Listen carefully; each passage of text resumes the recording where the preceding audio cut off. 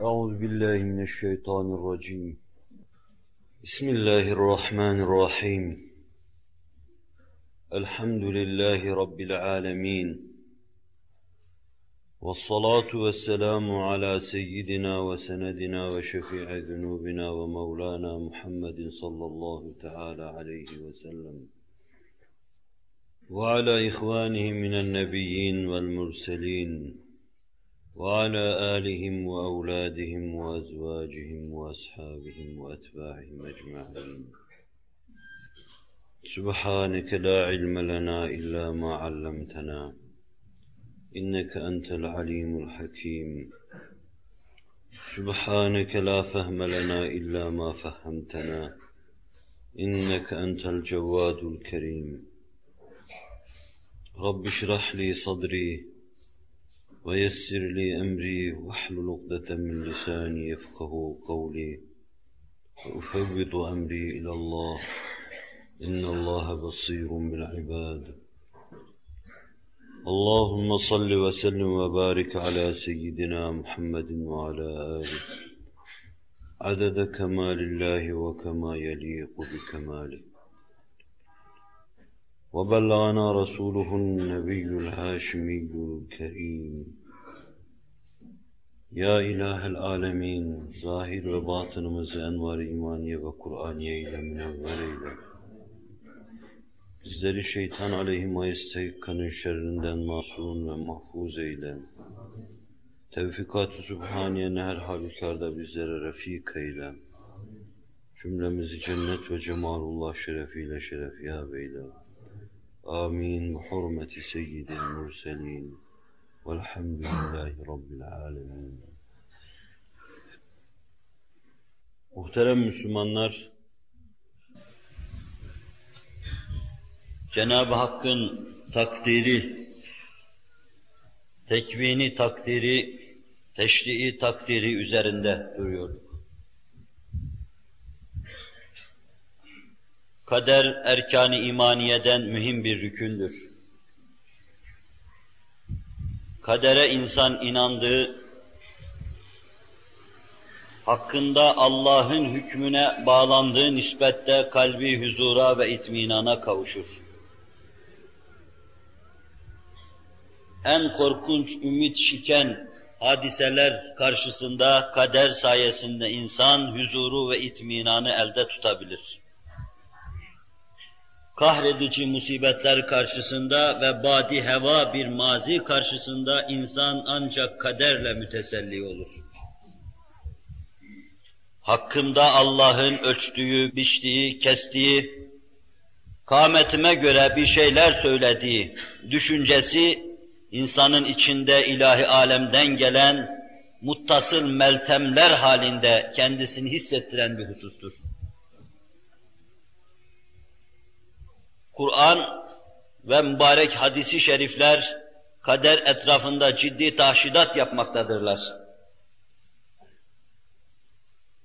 Hemen hemen haşirden sonra belki en çok meseleler Cenab-ı Hakk'ın meşiyeti, Allah'ın ilmi ve takdirini ifade etmektedir ki bunlar kader mevzuuna girmektedir. Allah'ın takdiri, Allah'ın kazası, Allah'ın meşiyeti, Allah'ın bilmesi Celle Celaluhu, Allah'ın kesip biçmesi, bütün bu manaları, mefhumları ifade eden ayetler, kaderin etrafında sizin kanaatinize ait bir hususu nesçetmektedir. Kanaatiniz öyle olmalıdır. Allah'a öyle iman etmelisiniz. Zira kadere iman, vacibül vücudun zatına ait imanın kemalinin muktezasındandır. Kadere iman etmeyen bir insan Allah'ın zatına, vacibül vücuda azametine uygun iman etmiş sayılmaz. Onun içindir pek çok hadisi şeriflerde kader mevzuu doğrudan doğruya zat-ı üluhiyetin sıfatları içinde müteala edilmekte ve kadere sair iman erkanı arasında hususi yer verilmemektedir. Bazı hadisi şeriflerde ayrı ve müstakillen anlatılsa bile yerine ve ehemmiyetine binaen Zat-ı üluhiyetin anlatıldığı yerde adeta mesele ona bağlanmakta, ona atıf yapılmaktadır. Bunun da bir manası vardır. Mümin, Allah'a Allah'ın istediği manada iman etmek istiyorsa, aynı zamanda kadere de iman edecektir. Ariz ve amik diyemem buna. Bir fikir verme ve bu mevzu teyit eder hadis-i şeriflerin, ayat-ı beyinatın ışığı altında birkaç söz söyleme sadedinde bir şeyler söyledim kanaatindeyim. Ve geçen mev'izenin son bölümünde de kaza ve kaderin 4 mertebesi var. İlim açısından, geleceğin geçmişte yazılması, geçmişte takdir ve tayin edilmesi. Şu anda hadiseler cereyan ederken, deveran-ı leyl-ü nehar içinde bir kısım hadiseler, bizim sergüzeşte hayatımız şeridini teşkil ederken, bir de böyle bir kitabet, böyle bir yazılış, böyle bir tayin ve takdir vardır. Buna da yevmi tayin ve takdir diyoruz. İmam-ı Mübin'den istinsak edilen, Kitab-ı Mübin'in sayfalarına yazılan, melekler tarafından yazılan ve Kur'an'ın ayat-ı beyinatıyla kiramen katibine ya'lemune ma tef'alun ferman-ı sübhanesiyle anlatılan bir takdir ve tayin vardır. Kaza ve kaderin 2. mertebesi kitabet meselesidir. Bilmenin dışında, ilmi takdir ve tayinin dışında, doğrudan doğruya levh-i mahfuzda bu meselenin tespit edilmesi. Ve daha sonra وَكُلَّ اِنْسَانٍ اَلْزَمْنَاهُ طَائِرَهُ ف۪ي عُنُقِهِ Her insanın tairesini, her insanın kitabını yüzünü ak veya siyah yapacak. Sayfalarını boynuna taktık, takacağız. Ona bağladık ve ayırmıyoruz. Ferman-ı Sübhanesiyle anlatılan kitap. Levh-i mahfuzda tespit edilmiş. Silinmez yazılarla yazılmış. Badema melaike-i kiram sizin sergüzeşte hayatınızı yazıyorsa, bu 2 kitap karşı karşıya getirilecek. Birinde harici vücudu olmayan ilmi kitabet müşahede edilecek. Öbüründe ise daha evvel Allah'ın sizin hakkınızda yazdığı şeyleri sizin yaşamış olduğunuz görülecek. Harfi harfine, kelimesi kelimesine, satırı satırına, daha evvel hakkınızda kesilen, biçilen yolda yürüdüğünüz tebeyyün edecek.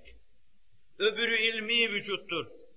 Onun harici bir hüviyet, bir ağırlık, dış alemde bir keyfiyet, gece ve gündüzün deveranı içinde bir vücut kazanması, sizin de itibari bir vücudu olan iradenizin devreye girmesine bağlıdır. Bir de öyle kitabet var. Meleğin kitabı, Allah'ın kitabı. Karşı karşıya getirildiğinde sizin ameliniz bu 2 kitap arasında ne olduğu tebeyyün edecek. Hakkınızda mahkeme-i kübrada hüküm verilirken bu mukabeleye göre hüküm verilecektir. Bu mukabelede melek ben şunları yazdım diyecek. Allah da öyle hareket edeceği için ben de şunları yazmıştım diyecek. Ramazan-ı Şerif'te hafızların Kur'an-ı Kerim okurken sizin Kur'an'ı elinizde alıp mukabele yaptığınız gibi yazılmış kitabınızla levh-i mahfuz kitabı karşı karşıya getirilecek. Bu mukabelede kitabın birini elinde tutan Allah'tır, öbürünü elinde tutan da sizin boynunuza takılı kitapların sahibi melaike-i kiramdır. Onları Allah size takdim ederken, suistimalatını düşünmemek, yanlış yazacaklarına ihtimal vermemek için kiramen katibin sözüyle anlatmaktadır. Şerefli, şanları çok yüce, peslik ve bayalık, semti melekiyetlerine sokulamayan çok yüce melekler tarafından yazılmıştır. Ferman-ı Sübhanesiyle anlatmaktadır. 2. mertebe kitabet mevzu. Kaza ve kader mevzuunda 2. mertebe yazma doğrudan doğruya. 3. mertebe meşiyet. Allah'ın dilemesi, iradesinin eşyaya taalluk etmesi. Taalluk ettiği zaman eşyanın olur hale gelmesi. mezhepler arasındaki nuans farkını bertaraf edecek olursak, tekvini keyfiyetin zuhuru, ister izafi ister hakiki, meşiyetin taalluk etmesi, Allah'ın dilemesinin bir tarafa teveccüh etmesi ve dördüncü mertebesi de halkın meydana gelmesi, yaratılış dediğimiz hadisenin zuhur etmesi. Sırasıyla bu dört mertebe kaza ve kaderin mertebeleridir. Ben bir evvelki derste sadece ilim noktasından meselenin kısaca izahını takdime çalıştım. Ve inşallah imkan el verir, Cenab-ı Hakk'ın inayeti bizim elimizden tutar, bu derste kitabet, meşiyet ve halk açısından kaza ve kaderi arz etmeye çalışayım. Allah Celle Celaluhu bu büyük hadiselerin evvela planını yazar, çizer, ilmi bir vücut verir, sonra bu ilmi vücut üzerinde kudret ve iradesini taalluk ettirmek suretiyle bunlara harici vücut da bahşeder. Evvela insandaki benzetmek olmasın, düşünce gibi, tasarı gibi, tasavvur gibi, tahayyül gibi, hayali, ilmi ve tasavvuri bir vücut, benzetmek olmasın. Allah'ın ilmi Celle Celaluhu, ne bizim ilmimize, ne tasavvurumuza, ne de tahayyülümüze benzemez. Olmuş olacak her şey, gündüzün aydınlığından daha berrak, daha duru, onun ilminde görülmekte ve bilinmektedir. İlmi vücuttan sonra harici vücut giyer her şey. Binaenaleyh evvela her şey o ilmi vücuttaki durumuna göre yazılır. Ondan sonra da siz katiyen ona uygun olarak hareket edersiniz, bu defa da melaike-i kiram yazar. وَلَقَدْ كَتَبْنَا فِي الزَّبُورِ مِنْ بَعْدِ الذِّكْرِ اَنَّ الْأَرْضَ يَرِثُهَا عِبَادِيَ الصَّالِحُونَ. Kasem olsun ki biz Zebur'da yazmıştık diyor Allah Celle Celaluhu. Kasem olsun ki biz levh-i mahfuzda tespit etmiştik. Kasem olsun ki biz sonra istinsah ettirip peygamberlere gönderdiğimiz kitaplarda belirtmiştik, tebellür ettirmiştik. Ennel arda yerithuha ibadiyes salihun. Yere sadece salih kullar varis olacaktır. Yerin hakiki ve uzun süreli hakimi sadece salih kullar olacaktır. Diğerlerinin yeryüzünde hakimiyeti bir şimşeğin çakıp batması gibi olacaktır. Gözünüzü kamaştırsa, gözünüzün ziyasını çalsa götürürse dahi şimşeğin çakmasından farklı olmayacaktır. Yeryüzünde teceddüd içinde veraseti devam eden Kur'an'ın beyanıyla salih kullar olacaktır. Zebur'da böyle yazdık. İlahi zübürde böyle tespit ettik. Levh-i mahfuzda meseleyi böyle dile getirdik.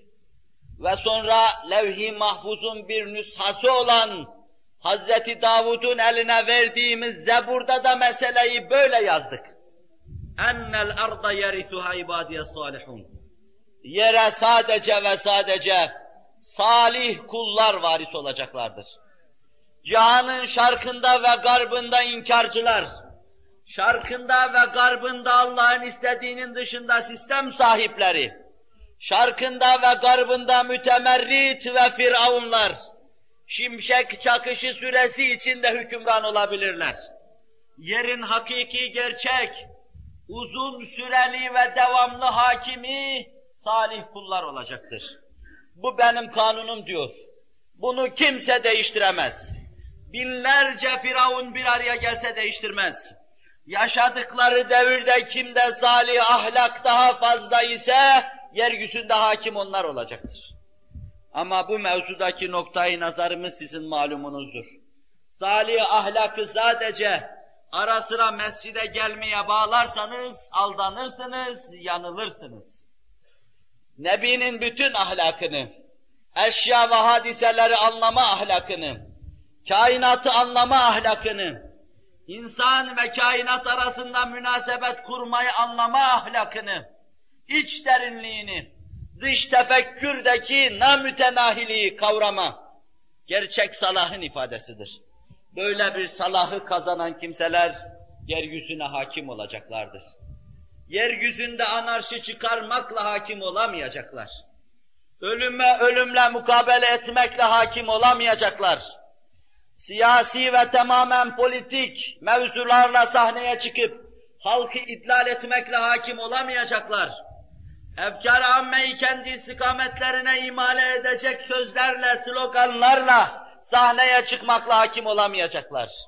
Yalancı bir mum ışığı meydana getirecekler. Gerçek fecrin zuhur ve tuluğuyla her şey sönecek ve yalancı mumlar sona erecektir. Salih kullar yeryüzüne hakim olacak, Allah'ın prensibi. Bunu yazdık diyor Allah Celle Celaluhu. Levh-i mahfuzda sabit, değişmez bir hakikattır.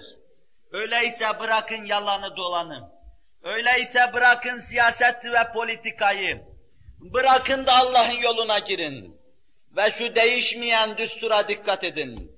İnna Allah la yugayyiru ma bi kavmin hatta yugayyiru ma bi enfusihim.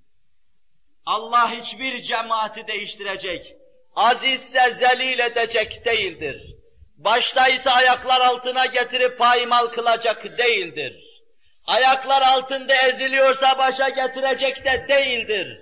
Allah'ın sabit bir prensibi vardır. La tebdile li halqillah hakikatiyle perçinleşmiştir ki değişmeyecektir. Nefsinizde değişme olduğu zaman cemaatinizi, milletinizi, milletlerinizi ve tabakatı beşeri Allah alt üst edip değiştirecektir. Nefsinizde sıhhat ve selamet olduğu zaman, iç aleminizde Allah'a merbut bulunduğunuz zaman Allah sizi değiştirmeyecektir. Öyleyse ku enfusekum. Nefsinizi koruyun. Nefsinizde derinleşin. İçinizi fethetmeye çalışın. Fatih olacak iseniz şayet nefis aleminde benlik kalesini fethetmekle işe başlayın. Bu utlağınız iç aleminizde genişlesin, gelişsin, derinleşsin. Her tarafında Allah mütecelli olsun. İnna Allaha ma'allezine ittekav vellezine hum muhsinun. Allah ittika edenlerle beraber, Allah ihsan sırrını kavramışlarla beraber, ihsan sırrını kavrayanlar maiyeti ilahiyeye girmiş demektir. Nedir ihsan sırrı? Her cuma dinlediğiniz sözdür bu.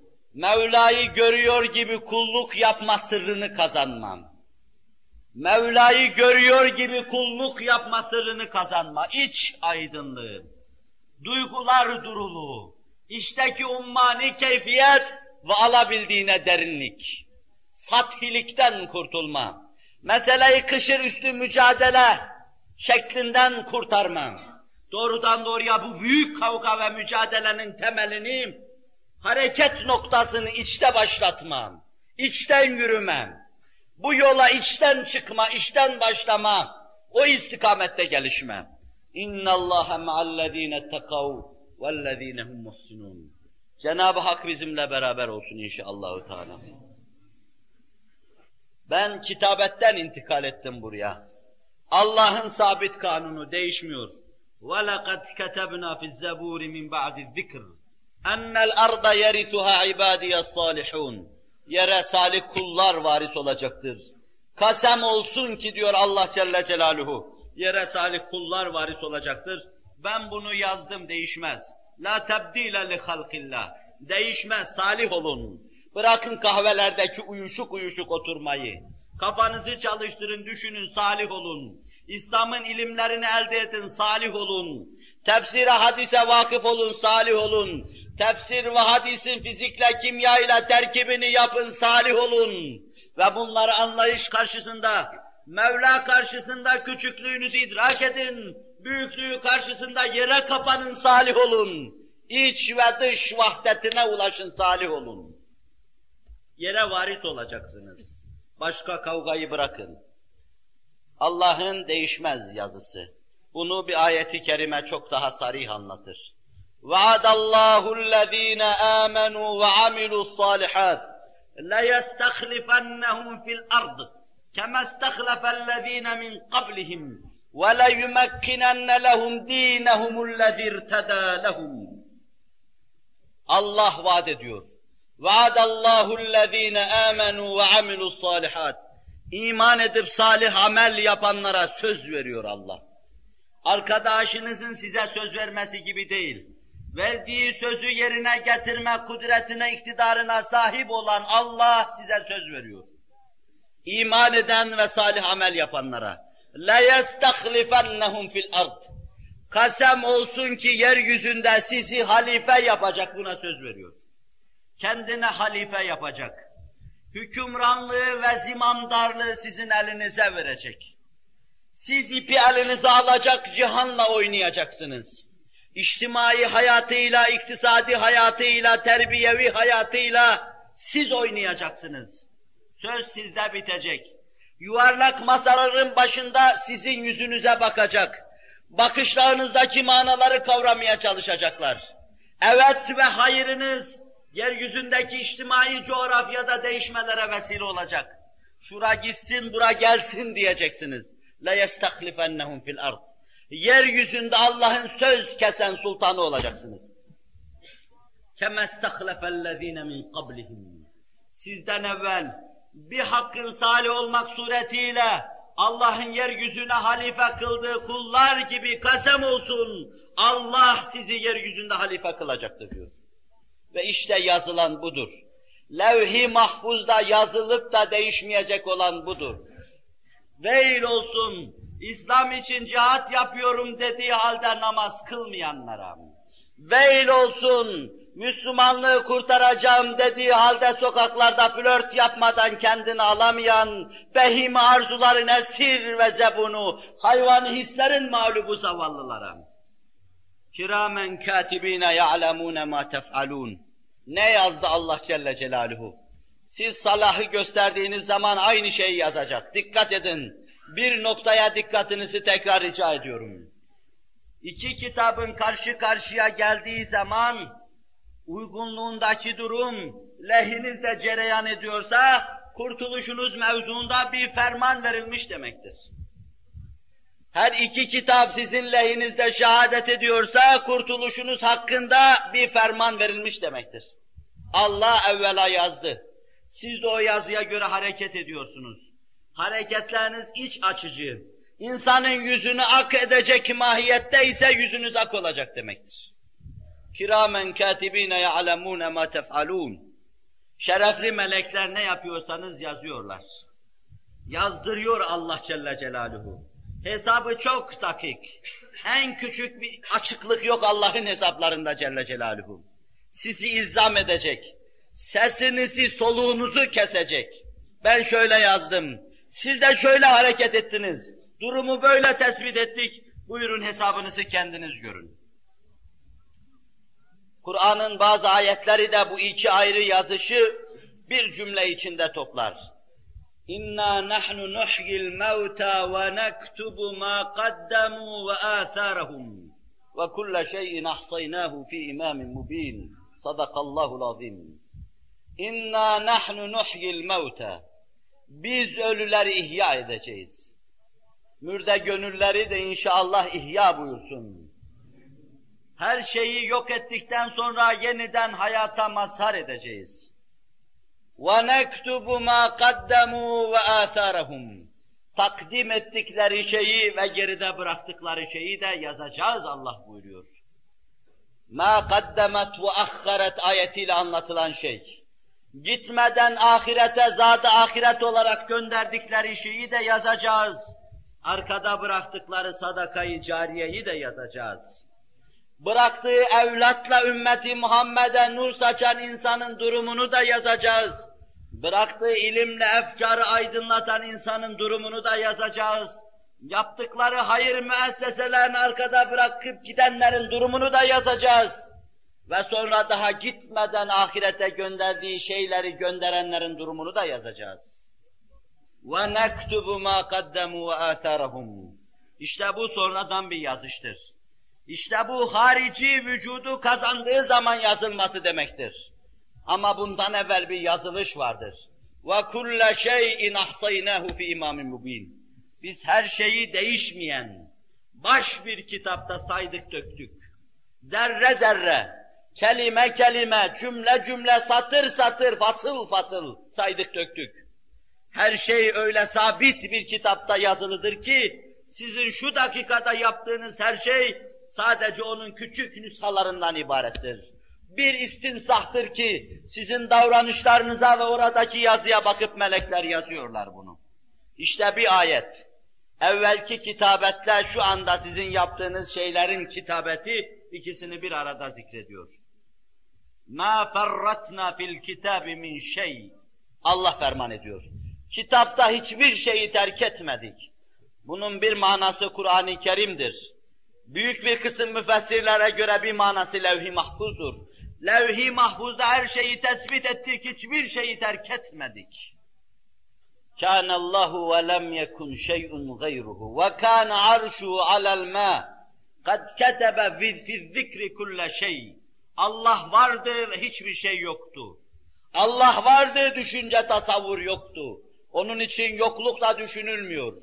Allah vardı, arşı ama üzerindeydi. Allah vardı, sizin madde-i aciniyeniz, esiriyeniz üzerinde Rahman'ın arşı bulunuyordu. Ve Allah Celle Celaluhu zikirde her şeyi yazdı, tespit etti. O program üzere kainatı yarattı. Selef ve halef, evvel ve ahir böyle bir kitabetten bahsetmekte. Eşya ve hadiseler olmadan, oluş seyrine girmeden yazıdan ve olma durumuna girdikten sonra yine böyle bir kitabetten bahsetmekte. Bu mevzuda ittifak etmektedirler. Biz ümmeti Muhammed Aleyhisselatu Vesselam olarak böyle bir kitabete inanıyoruz. Allah Celle Celaluhu yazmış, çizmiş, hakkımızda tayin ve takdirlerde bulunmuştur. Herkes netice itibariyle neyi elde edecekse o yolun yolcusudur. Amel edin, zira neticede nereye varacak iseniz, siz onun yolunu yaşayacaksınız. Amel edin, encamında nereye gidecek iseniz, siz onun yolunda bulunacak ve erkanını harekete getiren, dile getiren kimselerden olacaksınız. Buna bağlı kader ve kazanın ikinci mertebesi meşiyettir, meşiyeti ilahi. Allah'ın dilemesi.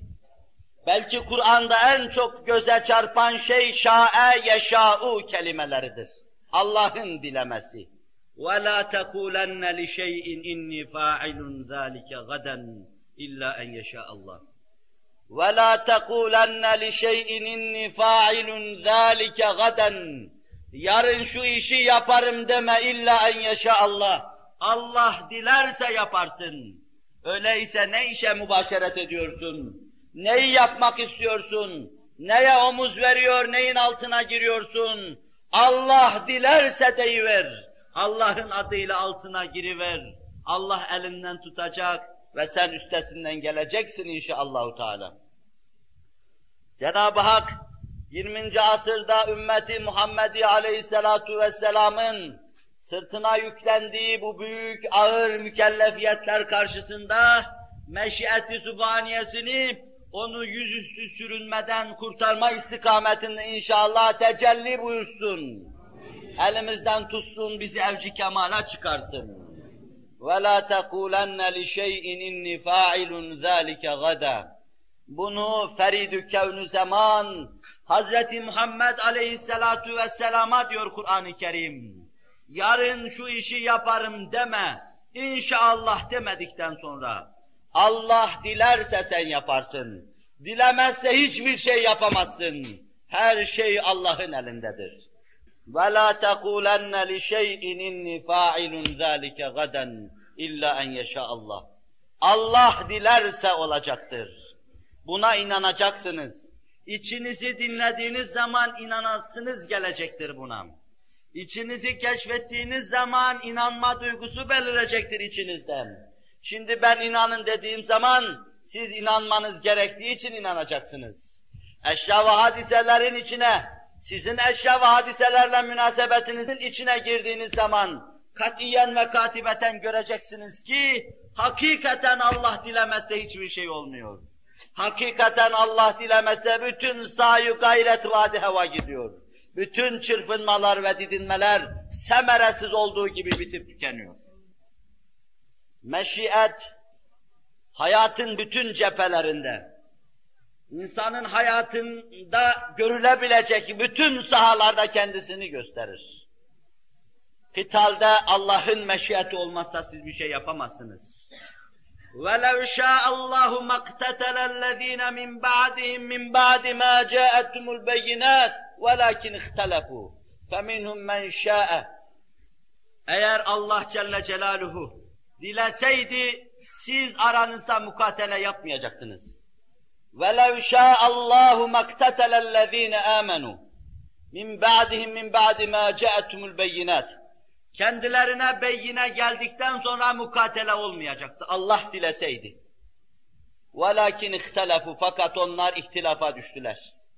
Allah dileseydi olmayacaktı.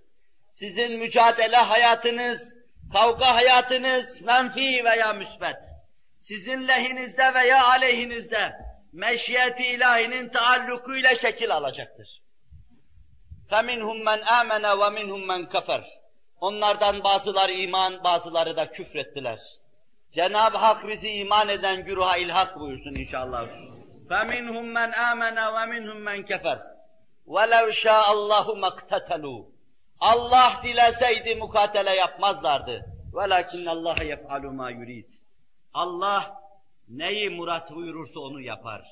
فَعَالٌ لِمَا يُرِيدُ olan Hazreti Allah iradesini nereye tevcih buyurursa o iş oluverir.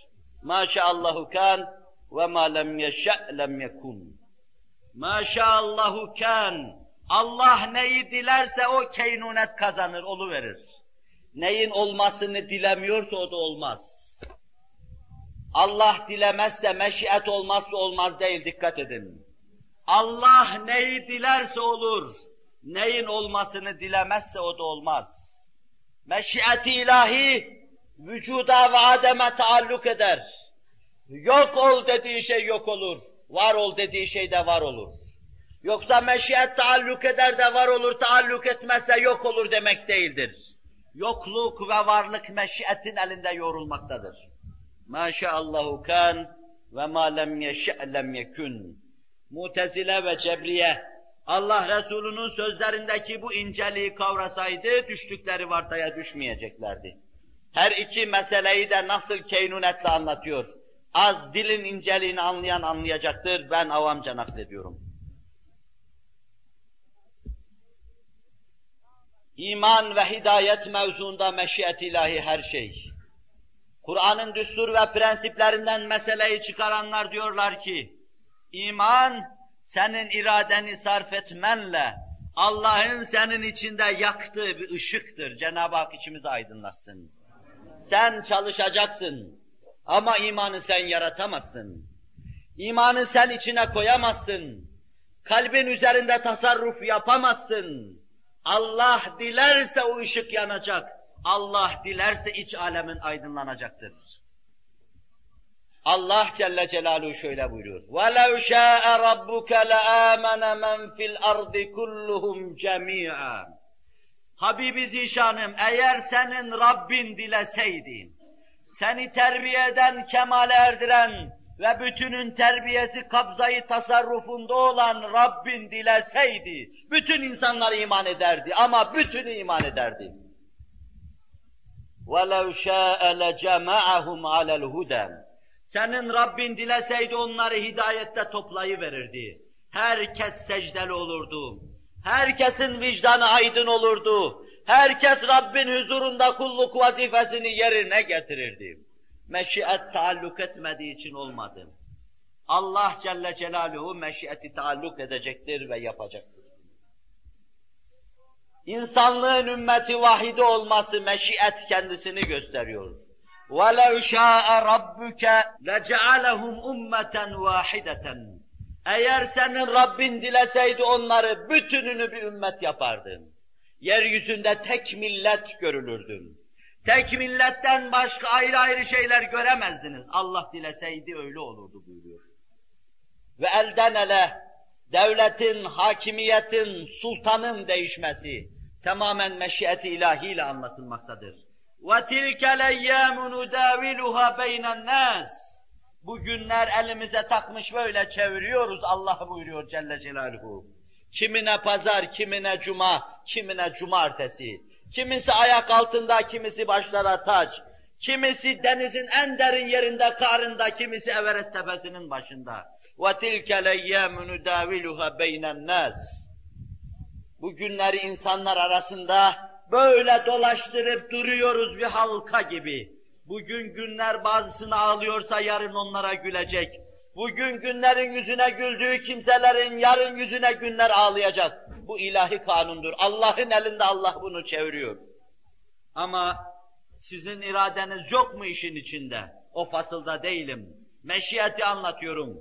Hiçbir zaman sizin iradenizi nef ve inkar etmedik. Neyse o iradeniz, içine katacağınız küçük o bir damlacık mürekkeple her şey adeta sizin fiiliniz veya fiilinizin rengi haline gelecektir.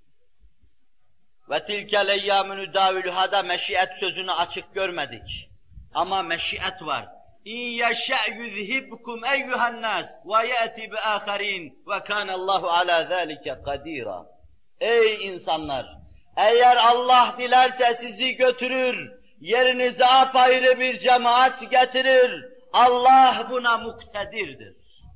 Sahabiyi götürdükten sonra Emevi'yi getirdiği gibi, Emevi'den sonra Selçuki'yi getirdiği gibi, Selçuki'yi götürdükten sonra Osmani'yi getirdiği gibi, onu götürdükten sonra dini ortada muallak bıraktığı gibi, sizi de götürür, başkasını getirir. İn yeşe' yuzhibkum eyyuhennâs ve ye'ti biâkharîn. Ve kânallâhu alâ zâlike kadîrâ. Bu değişmez bir ilahi düsturun şerhidir. Götürür ama ne zaman götürür? Getirir ama kimi getirir? Ya eyyühellezîne âmenû men yertedde minkum an dîni. Ey iman edenler! Ey iman edenler! Kim dininden dönerse, irtidat ederse, itikat ve ameli bırakırsa, Allah'ın ahlakını bırakırsa, Kur'an'ın hükümlerini bırakırsa, dinden dönerse, cahiliyeye yüzünü çevirirse, Kur'an hayatını kulağın arkasına atarsa, men yertedde minkum an dini, irtidat sözüyle anlatıyor. Yani geldiği yere gerisin geriye dönerse, vahşete, denaate, hissete dönerse, açıklığa, saçıklığa, ahlaksızlığa, çözülüşe dönerse, فَسَوْفَ يَأْتِ اللّٰهُ بِقَوْمٍ. Allah ayrı bir cemaat getirecektir. Meçhul, bir kavmin. Allah herhangi bir cemaat getirecektir. Türk değil, Kürt değil, Arnavut değil, Boşnak değil. Herhangi bir cemaat getirecektir. Nedir o cemaatin evsafı? Ne ile serfirazdır o cemaat? İn yeşe yuzhibkum eyyuhennâs. Ey insanlar, sizi götürecek, yerinize bir cemaat getirecek. Evsafı nedir o cemaatin? فَسَوْفَ يَأْتِ اللّٰهُ بِقَوْمٍ. Meçhul bir cemaat. Bilemezsiniz o cemaati. Belki bilemezsiniz, cemaatin ihate edilmez evsafı vardır. Bilemezsiniz, tarihin hangi devrinde, hangi varyantta karşınıza çıkacak bilemezsiniz. yuhibbuhum. Öyle cemaat ki Allah onları sever. Yeryüzünde onlara hüsnü kabul vaz edilmiştir. Başları secdeli, vicdanları aydın. Allah meleklerine şöyle seslenmiştir. Ben bu cemaati seviyorum, siz de sevin. Cibril gür avazıyla seslenmiştir. Allah falan cemaati seviyor, ben de seviyorum, siz de sevin. Ve hadisin ifadesiyle yeryüzünde kabul vaz edilmiştir. Herkes hüsnü kabul gösterir. Söz söylerlerse tutulur. Laflarına kulak verilir. Hüküm kestikleri zaman beşerin içinde ihtizaz meydana getirir. Yuhibbuhum. Allah onları sever. Allahümme cealna minhum. Allah onları sever. Ve yuhibbunehu. Onlar da Allah'ı severler. Allah aşıkı, Allah'ın meczubu, Allah'ın mecnunu, Allah'ın meftunu bir cemaat. Ve yuhibbunehu. İkinci vasıf. Sizi götürecek, yerinize getirecek cemaat. Ya böyle olacak veya gideceksiniz. Kim olursa olsun. Ezilletin alel müminin. Müminlere karşı yüzleri yerdedir bu cemaatin. Mütefer'in ve mütemerrit değildir bu cemaat. Müminlere karşı tevazu kanatları yerlere kadar inmektedir. El öper, etek öperler müminlere karşı. اَعِزَّةٍ عَلَى الْكَافِرِينَ 4. vasıf. Kafirlere karşı çetin mi çetin, bükülmez beldir onlar. Bükülmez bazudur onlar. Zirek mi zirek, dinamik mi dinamik, güçlü mü güçlü, enerjik mi enerjik. اَعِزَّةٍ عَلَى الْكَافِرِينَ Bütün cihana meydan okuyabilecek güçte kendilerini görürler. 2 vasıf birbirine zıt. Mümine karşı mağrur, mütecebbir ve mütekebbir değil. Mümine karşı ezik ve silik, telef varlıklar. Kafirlere karşı çetin mi çetin, bükülmez beller, bükülmez bazular. Yücahidûne fî sebîlillah. Allah yolunda mücahede ederler. Allah yolunda mücahede şiarlarıdır. Devir be devir. Şartlara göre ve hadiselere göre teceddüt eder durur onların mücadele ruhları. Yücahidûne fî sebîlillah. Ve lâ yekâfûne levmete lâim. Kınayanın kınamasından çekinmezler. Çalışırken, sahi ederken elin alemin dedikodusunu diri etmezler. Kale almaz, ehemmiyet vermezler. وَلَا يَخَافُونَ لَوْمَةَ لَائِمٍ Allah böyle bir cemaati getirecek. اِنْ يَشَأْ يُذْهِبْكُمْ اَيُّهَا النَّاسِ Dilerse Allah sizi götürecek, böyle bir cemaati getirecektir. Yerinizi kaptırmak istemiyorsanız, Kur'an'ın bir bakıma anlattığı 6 vasıf, diğer bir bakıma anlattığı 5 vasfı kendinize sıfat edinin. Takının bunları kendinize, ta Allah sizi serfiraz kılsın. Türk değil, Kürt değil. Türkler bu işe sahip çıkarsa onlar aziz olur. Kürtler sahip çıkarsa onlar aziz olur. Arnavutlar sahip çıkarsa onlar aziz olur. Boşnaklar sahip çıkarsa onlar aziz olur. Bu evsaf Allah'ın kanunu değişmez.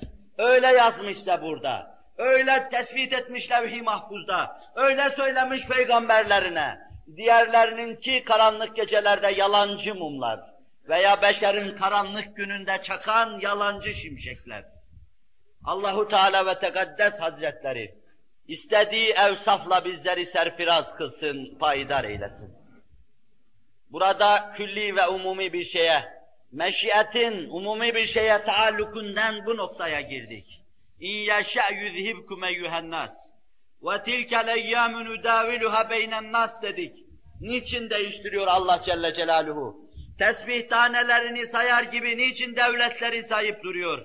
Niçin daima aynı taneyi elinde tutmuyor? Evsafa göre hükmediyor Allah Celle Celaluhu. İradenizi sarf edeceksiniz, bir şeyler yaratacak ve onlarla sizi serfiraz kılacaktır. قُلِ اللّٰهُمَّ مَالِكَ الْمُلْكِ تُؤْتِي الْمُلْكَ مَنْ تَشَاءُ وَتَنْزِعُ الْمُلْكَ مِمَّنْ تَشَاءُ وَتُعِزُّ مَنْ تَشَاءُ وَتُذِلُّ مَنْ تَشَاءُ Buyurun, meşiyeti inkar edin. Bir ayet içinde 4 defa zikrediyor. Habibi Zişanım söyle, avazın çıktığı kadar bağır ve bütün hüşyar gönüllere duyur. قُلِ اللّٰهُمَّ مَالِكَ الْمُلْكِ تُؤْتِي الْمُلْكَ مَنْ تَشَاءُ Mülkü sen istediğine verirsin. Ve tenzi'u mimmen teşâ istediğinin de elinden alırsın. Ve tuzillu men teşâ istediğini zelil kılarsın. Ve tuizzu men teşâ istediğini de aziz kılarsın. Biyedikel hayr. Hayır senin elindedir. Cenab-ı Hak hakkımızda hayır takdirinde bulunsun. Bizi zilletten ve mülk elinden gitmiş, perişaniyete düşmüş olmaktan masum ve mahfuz buyursun. Bir millet meliki ve maliki yok ise, bir millet kalbini Allah'a verip Allah'a teslim olmamış ise ve Allah da Celle Celaluhu meliklerin, maliklerin kalpleri elinde olan Allah Celle Celaluhu kalpleri onlara tevcih etmemişse o millet en büyük hizdan, husran ve haybet içinde demektir.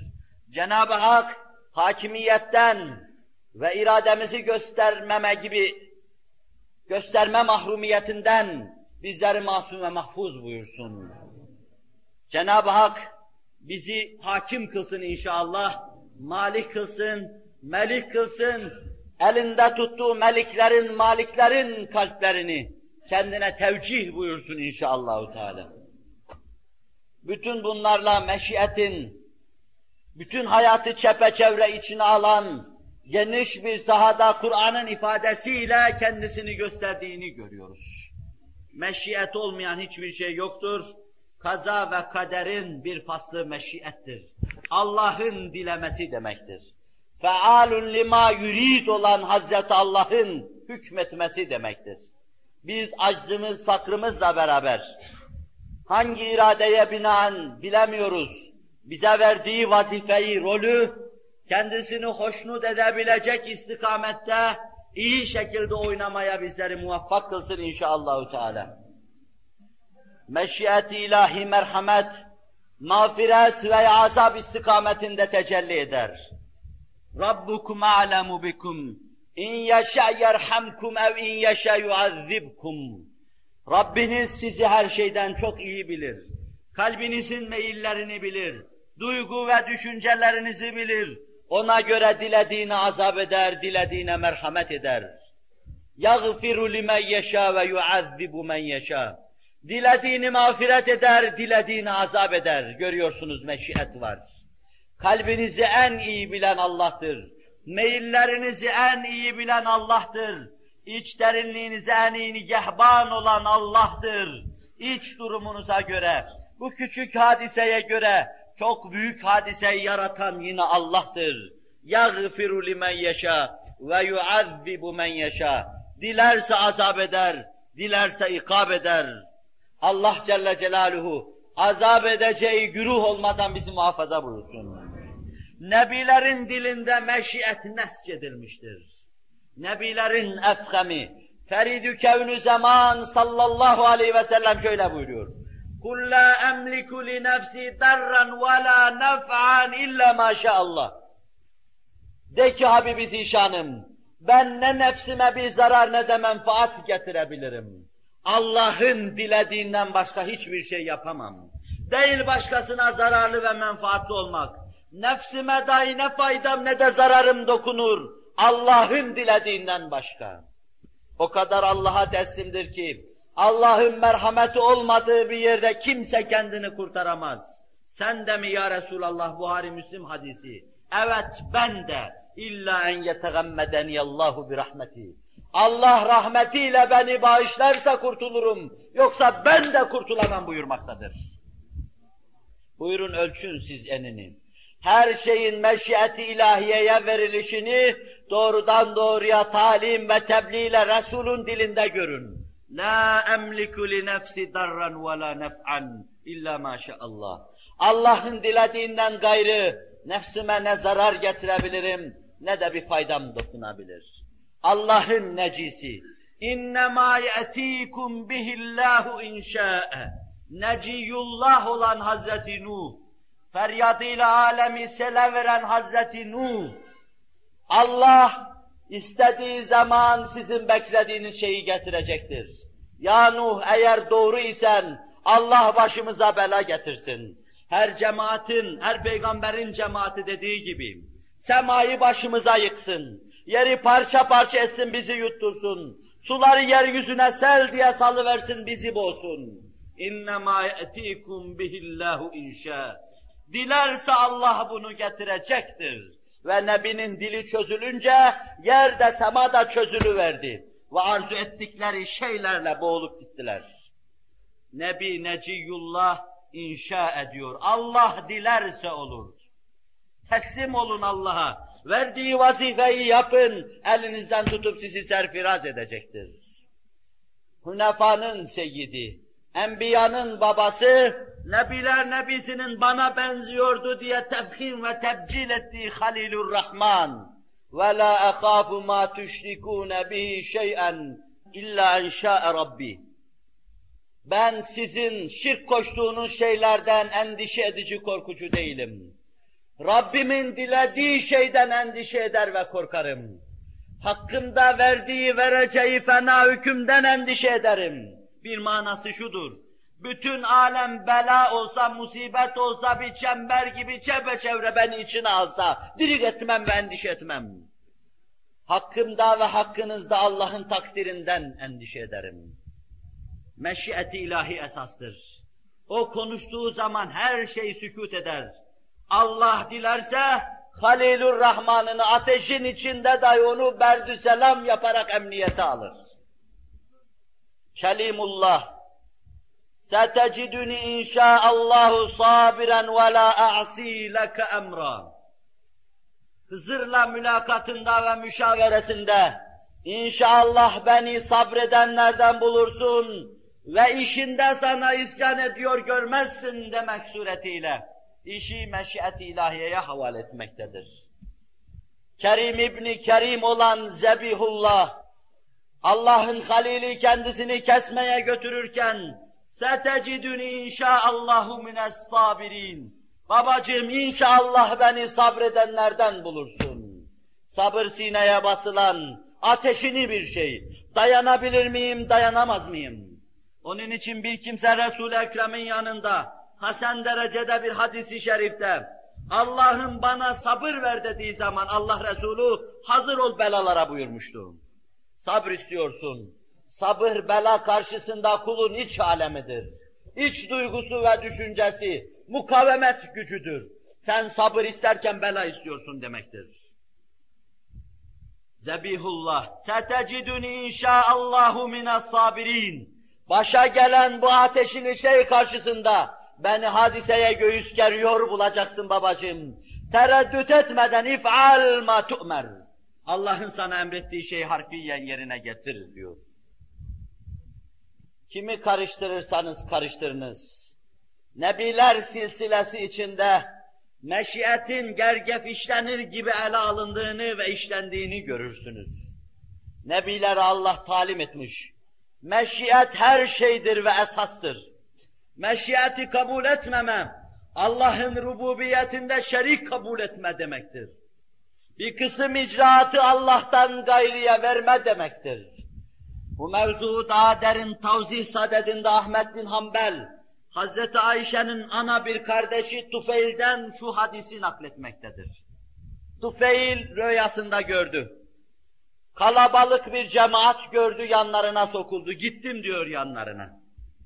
Dedim siz kimsiniz? Dediler ki biz Yahudi cemaatiyiz. Onlara dendim ki ne güzel cemaatsiniz.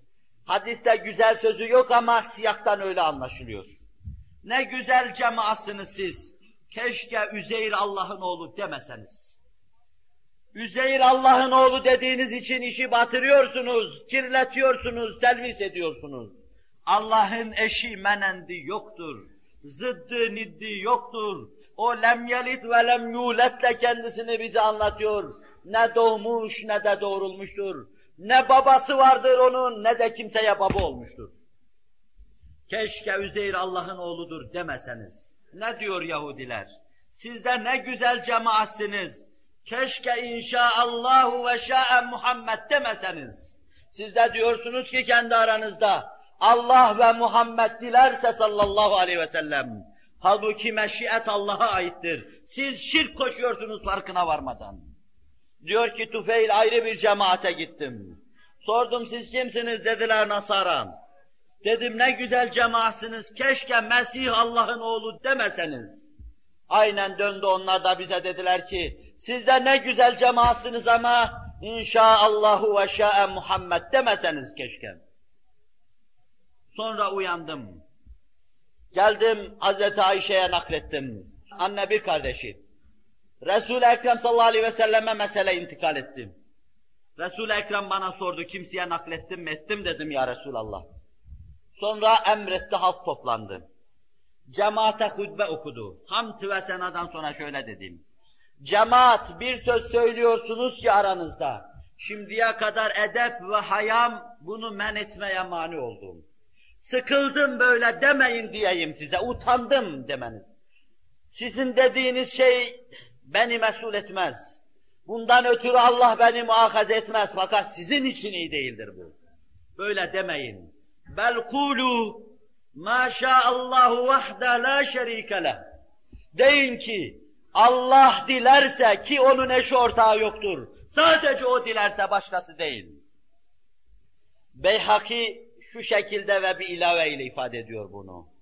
Birisi Resul-i Ekrem aleyhissalatu vesselama İnşaallahu ve şi'te ya Muhammed. Allah ve sen dilersen Allah Resulü sallallahu aleyhi ve sellem la tekulu hakeza bel kulu inşaallahu vahde. Öyle demeyin. Belki deyin ki sadece Allah dilerse meşiyet Allah'a aittir. Buhari ve Müslim'de gördüğümüz bir hadisi şerifte hutbe okurken Allah ve Resulullah isterse sözüne karşı sen ne fena hatipsin ki Resulullah'ı Allah'a şerik koşuyorsun buyurdu. İşte Resul-i Ekrem sallallahu aleyhi ve sellem Allah'ın tasarruf dairesi içinde böyle bir tevhid anlayışına sahipti. Öyle bir tevhid anlayışına sahipti ki biz ibadet ederiz, dua ederiz, el açar yalvarırız. Fakat netice sadece ve sadece Allah'a mahsustur. Dilerse yapar, dilerse yapmaz. Nitekim yine Buhari ve Müslim'de şunu görüyoruz. En çok okuduğu dualardandır Allah Resulü'nün sallallahu aleyhi ve sellem. Allahümme ya mukallibel kulub, sebbit kalbi ala dinik. Ey kalpler evirip çeviren Allah'ım, kalbimi din üzerinde sabit kıl buyuruyor. Kalbimi din üzerinde sabit kıl. Hadisi Enes rivayet ettiğinde değişik şekilde, Ümmü Seleme rivayet ettiği yerde değişik şekilde rivayet ediliyor. Ümmü Seleme, ya Resulallah ne çok bu duayı söylüyorsun. Veya Hazreti Ayşe başka bir rivayette ne çok bu duayı diyorsun diyorlar. Allah Resulü bir rivayette el kalbu beyne isba'ayn min asabir rahman yukallibu keyfe yeşâ. Kalp Allah'ın elindedir. Allah'ın iki parmağı arasındadır nasılsa onu istediği tarafa çevirmektedir. Enes'in rivayetinde ise kulubul ibad beyne isba'ayn min asabir rahman inşa'e eqameh ve inşa'e zâgeh. Kalp Allah'ın iki parmağı veya bütün kalpler Allah'ın eli ve parmakları arasındadır. Dilediğini düz tutar, dilediğini de kaydırır. Rabbena la tuzigh kulubana ba'de iz hedeytena ve hab lana min ledunke rahme inneke entel vehhab. Rabbena la tuzigh kulubana ba'de iz hedeytena ve hab lana min ledunke rahme inneke entel vehhab. Rabbena la tuzigh kulubana ba'de iz hedeytena ve hab lana min ledunke rahme inneke entel vehhab. Allahümme ya mukallibel kulub, sebbit kulubena ala dinik. Ya musarrifel kulub, sarrif kulubena ila taatik. Mevla-i Müteal ve Tekaddes Hazretleri, kalplerimizi rasih olmasını düşündüğü şey üzerinde rasih ve sabit kılsın. Kalplerimizi din üzerinde, din yolu üzerinde sabit kılsın. Bu mefhar-i mevcudat Efendimizin sallallahu aleyhi ve sellem, dilden düşürmediği, virdi zeban ettiği bir duadır. Okuduğum ayet Allah'ın bize talim buyurduğu bir duadır. Kalplerin kayışı veya dosdoğru duruşu karşısında Mevla-i Müteal kalplerimizi kaydırmasın, bizi İslam yolundan inhiraf ettirmesin. Bütün bu dualar ne istiyor acaba? Ne ifade ediyor? Rabbena atina fid dünya derken ne diyoruz? Bize dünyada hasene ver, ahirette hasene ver. Bizi mağfiret eyle, annemizi babamızı mağfiret eyle mealinde olan Rabbena gfirli ve li valideyye derken ne diyoruz acaba? Allahümme inni es'alukel affe vel afiyete derken ne diyoruz acaba? Rabbi cealni mukimas salati ve min zürriyeti derken ne diyoruz acaba? Rabbena cealna lil muttakine imama derken ne diyoruz acaba? Bütün bunlarla meşiyet-i ilahinin lehimizde tecelli etmesini, eltaf-ı ilahinin lehimizde zuhur etmesini Allah'tan istiyoruz. Allah hakkımızda kendisini hoşnut edecek, bizi de mesrur kılacak hükümde bulunsun diyoruz. Vacib-ül Vücud ve Tekaddes Hazretleri bizi hizdana maruz bırakmasın inşallah Teala. Emir ve halk Allah'a aittir. Ela lehul halku vel emr. Dikkat edin. Yaratan Allah'tır, hükmü veren de Allah'tır. Ferman eden Allah'tır, işi başta planlayan Allah'tır. Yaratan yine Allah'tır, ferman ediyor. Ama dikkat edin, Allah'ın emri iki şekildedir. Yorucu bir mevzu. Avamca bir edayla, bir ifadeyle itikadınız etrafında bir şeyler çerçevelemeye çalışıyorum. Yorucu bir mevzu, fakat dikkat ve teemmülle çok şey anlayacaksınız. Emir ikiye ayrılır. emri kevni, cebri, kaderi veya takdiri, emri şer'i ve dini. Allah'ın iki şekilde emri vardır. Bu emirlerden bir tanesi, şu kevnü fesatta görürüz ve tamamen kaderidir ve cebridir. Bunun üstesinden gelemeyiz. Buna mukabele edemeyiz. Buna karşı iradeler karşı koyamaz. O diler yaratır. Malikül mülk olarak onun her safhasında kendisini gösterir ve mülkünde tasarrufuyla dilimizi ve elimizi bağlar. Emri tekvini ve emri kaderidir. Bir diğer husus ise emri dini ve şer'idir. Allah o noktada bize emirler verir. Meseleyi bu açıdan ele alınca, Kur'an-ı Muhyüzül Beyan'ın birbirine zıt gibi görünen pek çok şeylerini rahatlıkla anlamış olacağız Allah'ın tevfikiyle. Bir kısım emirler vardır ki Allah Celle Celaluhu ayatı tekviniyeye emir vermiştir onları.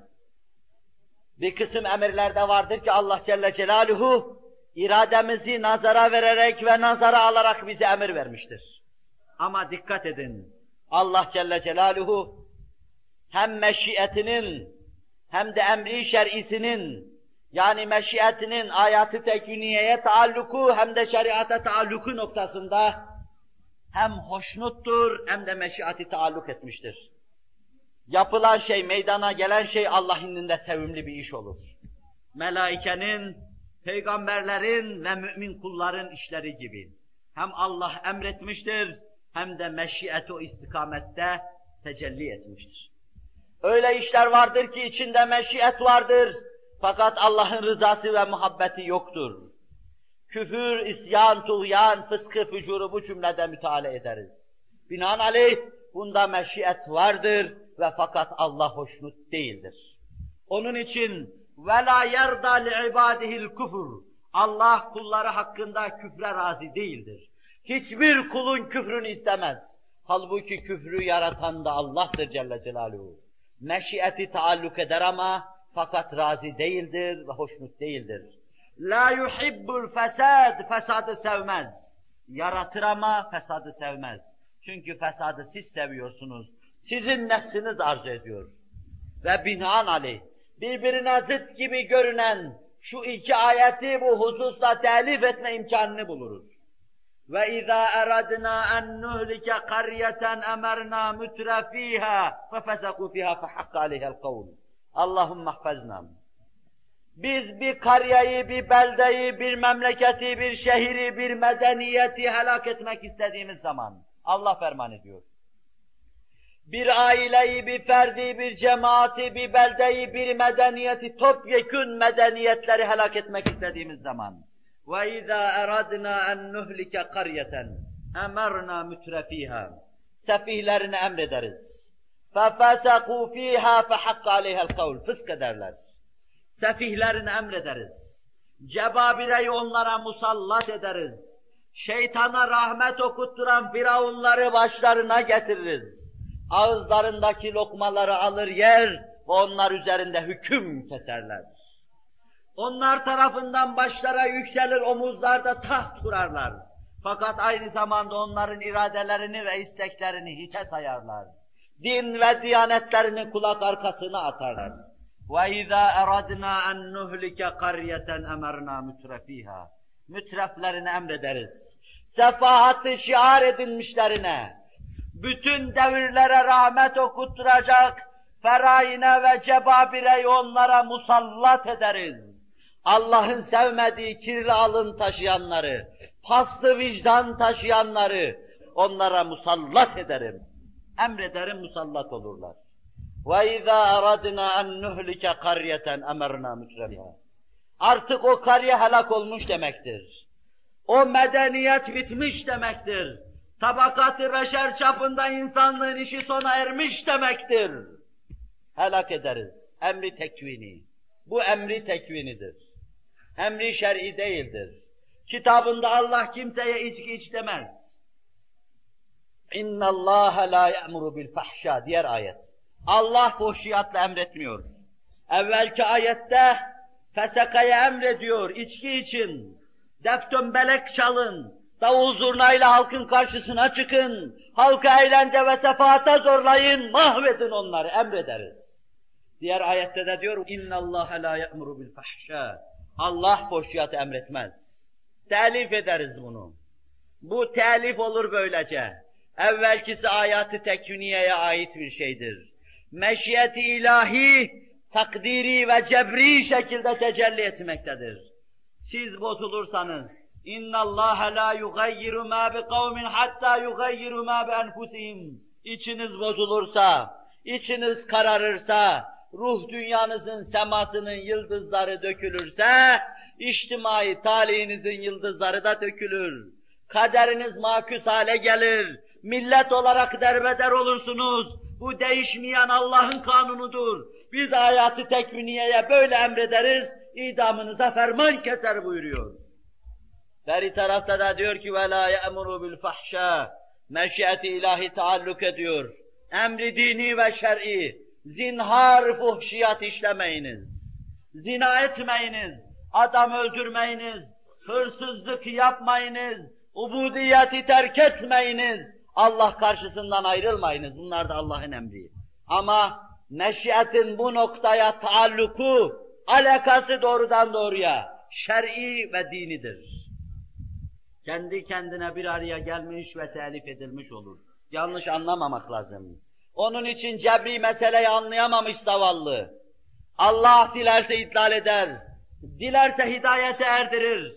Ama ne zaman, nasıl, mesele nasıl oluyor? Ayat-ı tekviniyedeki hükmü, emri dini ve şer'iye karıştırmak suretiyle zavallı irade-i nefs inkar etmiş, beşerin kesbine gözünü ve kulağını kapamış, yanlış bir hüküm çıkarmış, beşeri de baştan çıkarmış ve idlal etmiş. Öbür tarafta gözünü iradeye diken, beşer iradesinden başka bir şey görmeyen Mu'tezile ise insan kendi işini kendi yaratır. Zamanımızın adamlarının dediği gibi falan falanı yarattı, filan da filanı yarattı. Bağışlarsanız söyleyeyim, falan da halt etti, filan da halt etti. Yaratan Allah'tır Celle Celaluhu. يَفْعَلُ اللّٰهُ مَا يَشَاءُ وَيُرِيدُ Allah Celle Celaluhu dilediğini, meşiyet ve iradesi taalluk ettiği şeyi yapmakta meydana getirmektedir. فَمَنْ يُرِدِ اللّٰهُ اَنْ يَهْدِيَهُ يَشْرَحْ صَدْرَهُ لِلْإِسْلَامِ وَمَنْ يُرِدْ اَنْ يُضِلَّهُ يَجْعَلْ صَدْرَهُ ضَيِّقًا حَرَجًا كَأَنَّمَا يَصَّعَّدُ فِي السَّمَاءِ كَذَٰلِكَ يَجْعَلُ اللّٰهُ الرِّجْسَ صَدَقَ اللّٰهُ الْعَظِيمِ Allah kimin hidayetini murat buyuruyorsa فَمَنْ يُرِدِ اللّٰهُ اَنْ يَهْدِيَهُ يَشْرَحْ صَدْرَهُ لِلْإِسْلَامِ Göksünü İslamiyet'e karşı açacaktır. Burada biraz da belki mesele ilzama götürüyor mahiyette bir şey diyeceğim size. O kadar beyin görüyoruz ki bunun. İmanın, teslimiyetin, Allah'a inkiyat etmenin, gönüllere o kadar tatlı huzur getirmesi bahis mevzu olduğu bu devirde. Huzur ve itminanın kaynağı tamamen iman olduğu anlaşıldığı bu devirde. Bir kısım bükülmeyen bellerin, bükülmeyen boyunların hala temerrüd içinde bulunmuş olmaları gösteriyor ki Allah layık görmemiş, hidayete erdirmemiş, kalplerine inşirah vermemiş. فَمَنْ يُرِدِ اللّٰهُ اَنْ يَهْدِيَهُ يَشْرَحْ صَدْرَهُ لِلْإِسْلَامِ İslam'a karşı göğüslerine inşirah verecektir. İslam'ı duydukları zaman içleri açılacak ve şevkle içine girecek, tatlı bir neşve içinde İslam'a ait şeyleri yaşayacaklardır. فَمَنْ يُرِدْ اَنْ يُضِلَّهُ يَجْعَلْ صَدْرَهُ ضَيِّقًا حَرَجًا Kimin de dalaletini Allah murat buyurmuşsa, sinesini sıkacak, kalbini dar hale getirecek, bunalmış gibi bir hüviyet ona verecek. İman dendiği an gözleri dönecek, bakışları bulanacak, kalbi daralacak, canı çıkıyor gibi bir hal alacak. فَمَنْ يُرِدْ اَنْ يُضِلَّهُ يَجْعَلْ صَدْرَهُ ضَيِّقًا حَرَجًا Görüyorsunuz değil mi? Kafirlerin haline baktığınız zaman, Kur'an'ın bu ayetinin nasıl tablolaştığını görüyorsunuz. İman etme, ölüme gitme gibi onların nazarında. Çağ dışı falan filan lafları, kendi kendilerini aldatmak için uydurdukları sloganlar bunlar. Nasıl zor geliyor, nasıl gırtlakları sıkılıyor, nasıl behîmi his ve hüviyetleriyle görünmek için çeşitli bahanelere başvuruyorlar. Meşiyeti ilahi esastır. Küçük bir liyakat, küçük bir insanlık, sinede Allah'tan gelenlere makes olabilecek küçük bir şeffafiyet, Allah'ın tevfik ve inayetiyle meşiyetin lehimizde tecellisine vesile olacaktır. Allahu Teala ve Tekaddes Hazretleri tab-u kuful ve hatimden bizleri masum ve mahfuz buyursun. Kalplerimize inşirah versin. Dayyık ve harece maruz kalanlardan, mahtuminden, maklufinden eylemesin bizleri inşallah Teala. Bu hususu bitiremediğim için bitiririm zannediyordum. Bir ders daha bu vadide size arz etmeyi düşünüyorum inşallah. Çok uzun boylu üzerinde durmayı tasarladım. Fakat mevsimin müsaadesizliğiyle üzerine basa basa geçmeye sonra karar verdiğim bu hususu icmali mahiyette takdimle bu faslı dahi bitirmeyi düşünüyorum. Cenab-ı Vacib-ül Vücud ve Tekaddes Hazretleri beni yanlış konuşmadan, sizi de yanlış anlamadan masum ve mahfuz buyursun. İradeyi inkar eden, cebriyeden olmadan ve her şeyi iradeye verip Allah'ın yaratmasını nefyeden, kaderiyeden olmadan Allah bizi masum ve mahfuz buyursun. Sırat-ı müstakim erbabı, mâ ene aleyhi ve ashabı sözüyle serfiraz, ehli sünnet vel cemaatin yolunu Allah bizleri hidayet eylesin. Lillahi Teala'l-Fatiha.